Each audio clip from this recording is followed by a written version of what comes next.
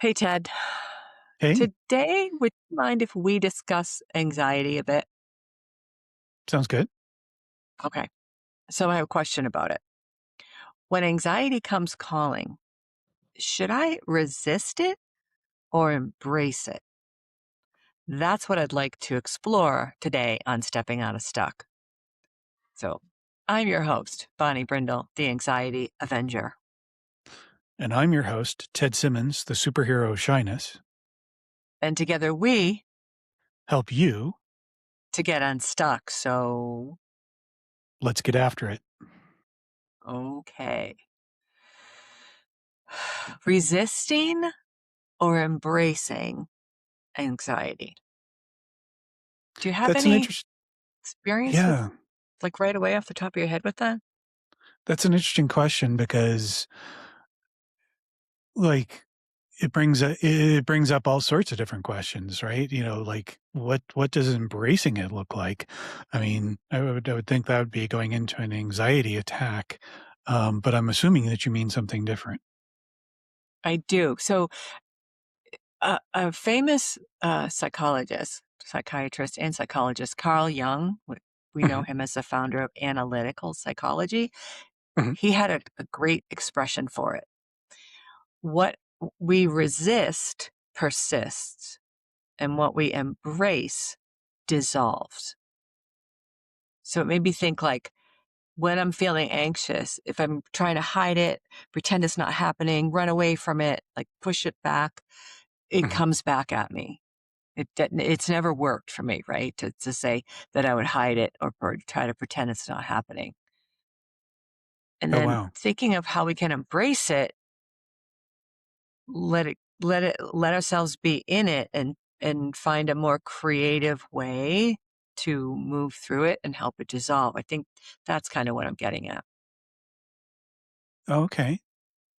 So for me, that would be going through and embracing that I'm shy, and then using the skills that I found from being shy to actually help me out instead of just protect me, right? Mm. Does that sound right? Yeah, it does. It does. So it makes me think, like, when you bring up shyness, okay, Mhm. what does it look like when you're resisting being shy in a situation? Wouldn't that just be me being, you know, more shy? I mean, me hiding out, being invisible, being the wallflower. Resisting it. Yeah, I suppose it would. You'd like, because if like what I said, for me, it's like it's a hiding, right? It's a Mhm, pushing away. It's a not mhm. dealing with it. Okay. So then what might it look like if you were embracing your shyness, like in a way, like accepting it almost? That, um, I think that would be going through and realizing that I am shy in a certain situation, and then going through and knowing what my instant reaction would be, and then doing the opposite of it. Uh, for instance, raising my hand in class.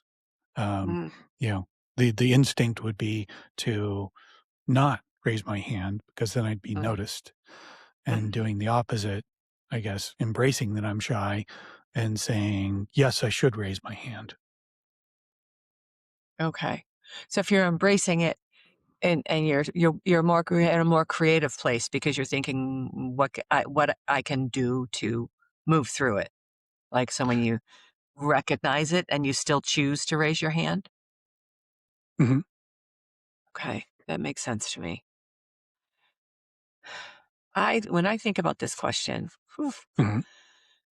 through my teens and my early 20s, I was anxious about so many things. I had panic disorder. I had agoraphobia. I didn't want to leave the house and get into situations where I thought I would have a panic attack. Um, and I had some obsessive and compulsive behaviors too.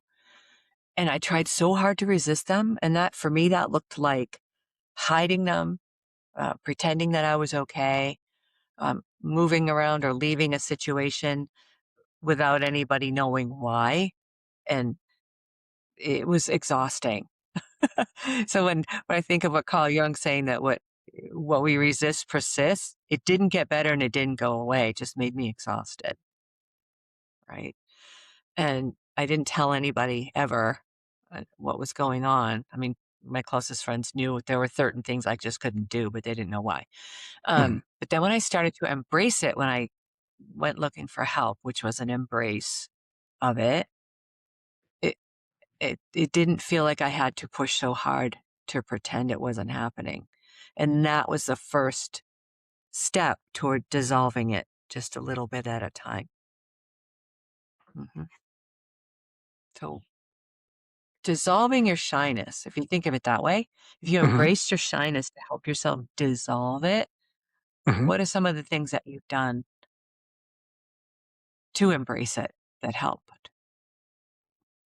Going through and proving that something didn't hurt me, was one of the ways that I succeeded in embracing what I was, I guess, yeah, it feels wrong to say embracing, right? It's 'cause it's but, Is it like is realizing accepting a better word? Accepting it? accepting that I was shy. Yes, that one would have been, that one's a good one. Accepting that I am being overly protective of myself Oh, was yeah. definitely one of those. And yeah, putting up the shield is definitely, you put up this social shield of shyness to basically protect yourself. And, doing anything against that is overriding those protection rules and, getting out of, um, once you've done it once, you prove to yourself that you can do it, and then you do it again, and then you do it again, and then you do it again. And so, like raising my hand in class, I realized that the worst thing didn't happen. It was okay to raise my hand in class. I wasn't going to get called every single time. I, even if I didn't know the right answer, I had a question of some sort. And Mhm. that led on the conversation, and that actually helped out the teacher, and everything turned out good, right? Right. Isn't it? So that's the literal definition of embracing it right there. Right? You're like, "Okay, I'm gonna keep doing this because I've noticed as I do this, the terrible things don't happen, so I'm doing this Mhm, more." Right? That's accepting and embracing it. Oh, I mhm, see. Okay. Hmm. So I have another question about it. mhm, I know that anxiety is covering a need, mhm, right? So in my own experience, I know that the depth of my anxiety was around the need to be heard. Like, it wasn't okay in my family to express emotions. And with all the craziness that was going on around, I was supposed to just keep pretending it was okay. So I guess mhm, that's where I got good at it, right? mhm, Just like, yeah, all this stuff is happening, but nobody's talking about it. And if I talk about it or I express anger or frustration, or I get shut down immediately. So, it when I think of what the need is behind it, I needed a mhm. place to be able to express myself, and I'm wondering then, if you go back to how you embraced your shyness, what was the need underneath your resistance? What was the thing you really needed Oh, that to was feel there again? safe, right? Oh, okay. I'm major driver of anything, in shyness is the need to feel safe. Got it. Um, yeah, that how about you? Mhm, okay.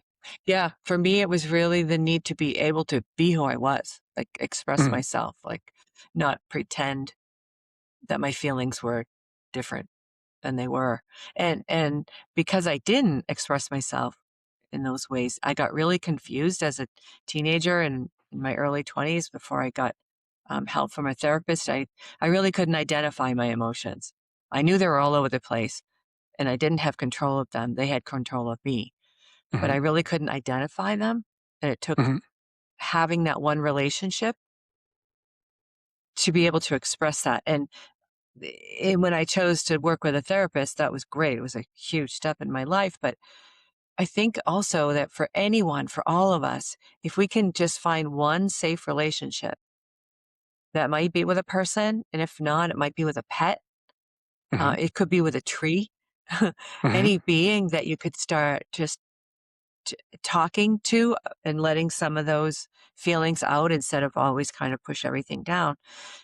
To begin to start to express it is the number one most important thing to get us from resistance to acceptance and be able to embrace it and go forward. We need to be able to express that to another being rather than keep shoving it down. Like what, and start exploring what is behind that anxiety. That's how we start to get better. If we keep it all bottled up and Nice. don't raise your hand ever, or Mhm. don't tell your friends, like, the reason I can't go take the train with you to that event that we're talking about is because this is what my anxiety does, instead of lying and, I just can't go then or whatever. Covering Mhm. up, right? The way that we do that. Mhm. So I would really encourage our listener to think about when that desire to resist is, what is the need that's behind it? What's that covering up? Because there's something there that we're trying to hang on to.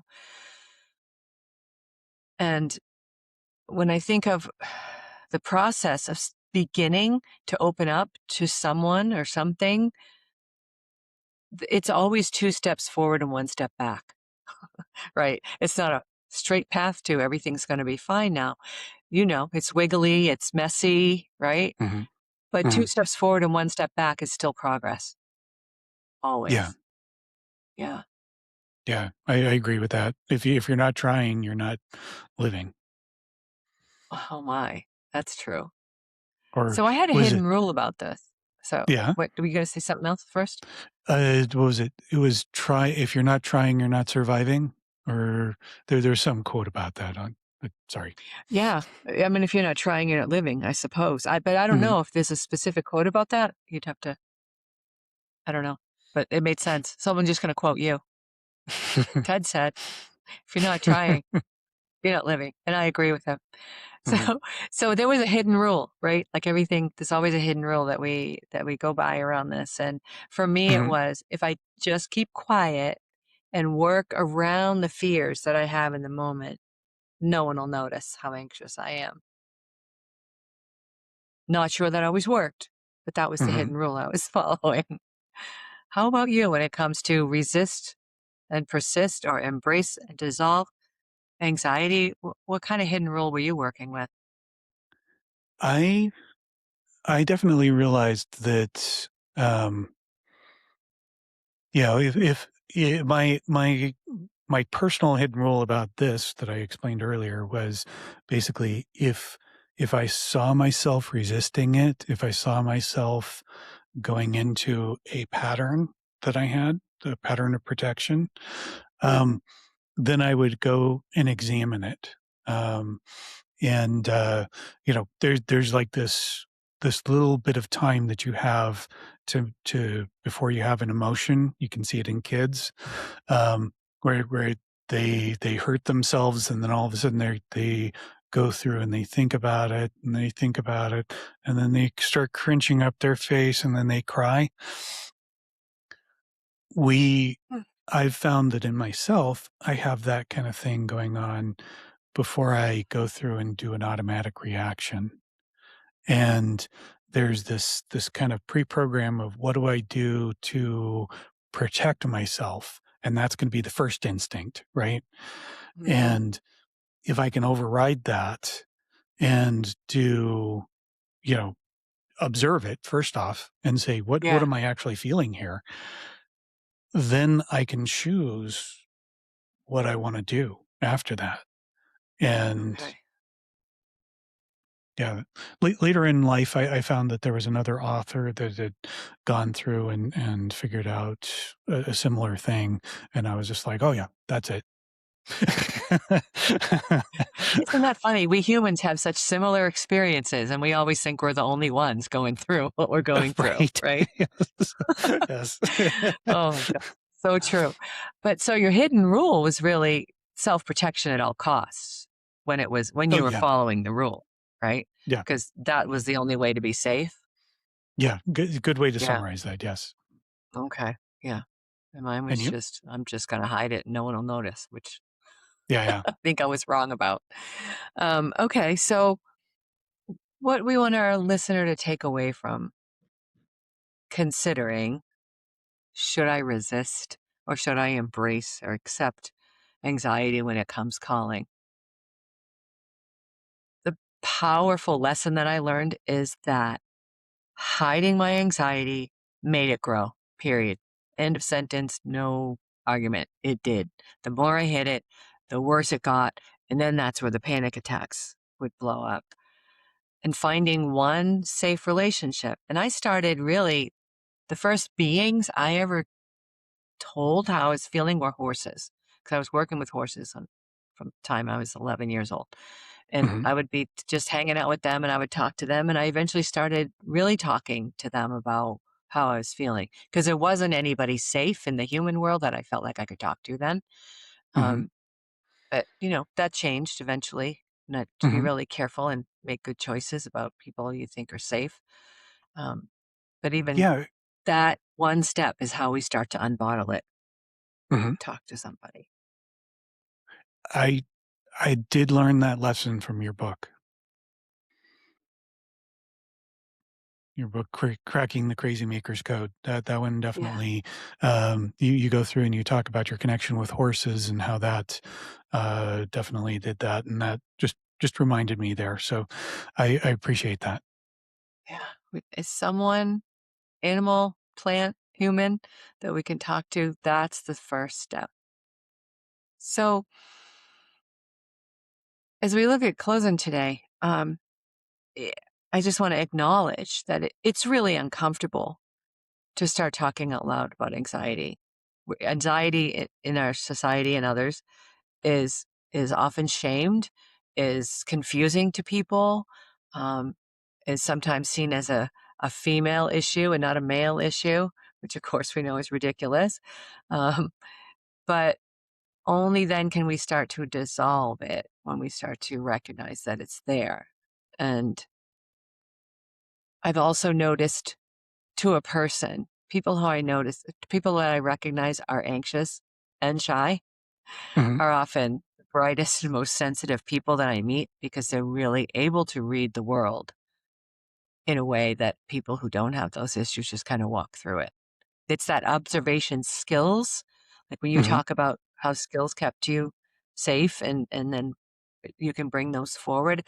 I'd love to hear that again, how you express that about how we use our skills.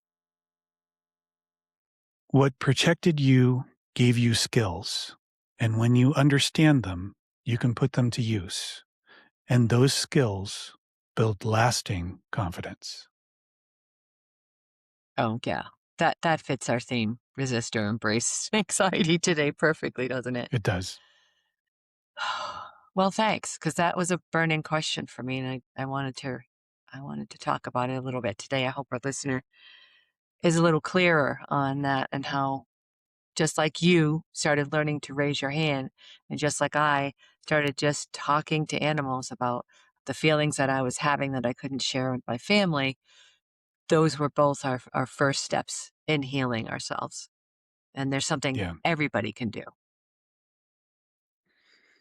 Well, please like and subscribe, and we'll see you on the next episode. Thank you.